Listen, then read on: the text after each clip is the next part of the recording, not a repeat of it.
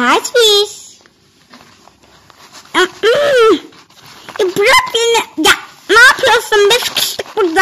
Ya aç fermanı aç.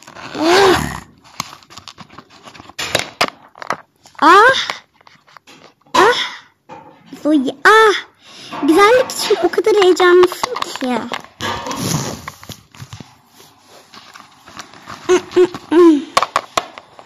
Açıkçası senden nefret ettiğimi söyleyebilirim Manav. Çünkü sen de güzelliğe takmışsın. Sanırım delirdim.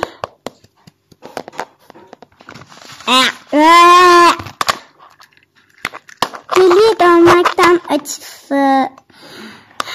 Gerçekten deliye döndüm diyebilirim.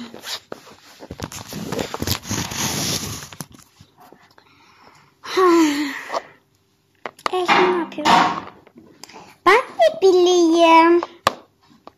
Nil'in burada bir şeyler olmalı. Bir dakika. Bu da ne böyle? Ne bileyim ben. Ama Nil'dir. Bir mağara olmalı burası. Tıkımır. Müthiş. Burası harika. Hep buraya gelmek isterdim. Ama her zaman gelemeyiz. Ben gidiyorum. Evet. Gidiyorum. Girdim. Keşke burada başka bir kişiler de olsaydı. Ne olurdu sanki?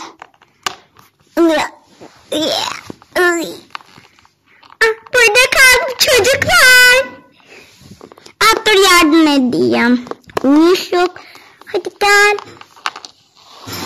Bir daha ben oraya girmem. Çocuklar siz neredesiniz?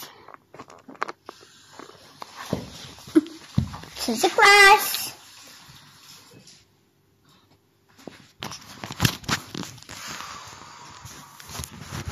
Bir dakika ya. Zoe sen oraya nasıl çıktın? Ne yapalım? Kim önce gelir o önce çıkar.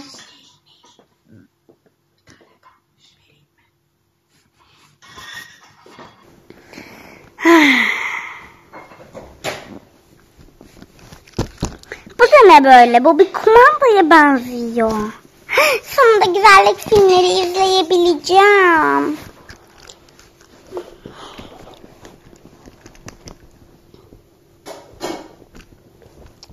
Şunu alayım. Bu ne üretiyor?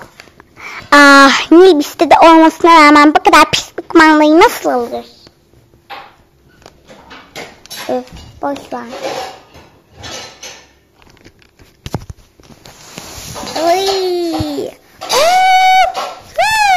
Bu bir televizyon.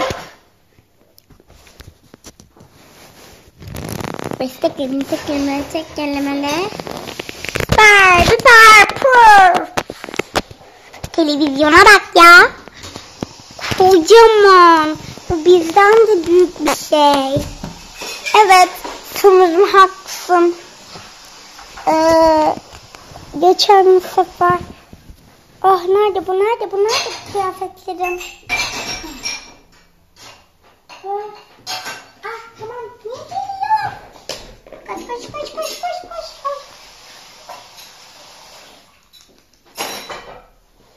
Nerede bu kızlar? Efendim. Nil'in annesi geliyor. Hayır, o sadece bir bulaşık yıkama sesi. Anladın mı? Hayır. Nil'in annesi geliyor. Siz onu bunu bırakın da ben televizyon buldum diyorum. Siz Nil'in annesi geliyor diyorsunuz. Tamam. Birazcık haklı olabilirsin. Ama. Peki şimdi ne yapacağız? Nerede bu?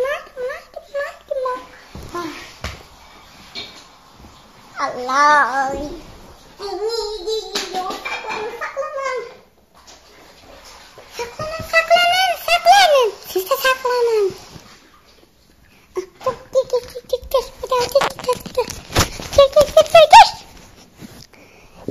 Hadi. Geliyorum.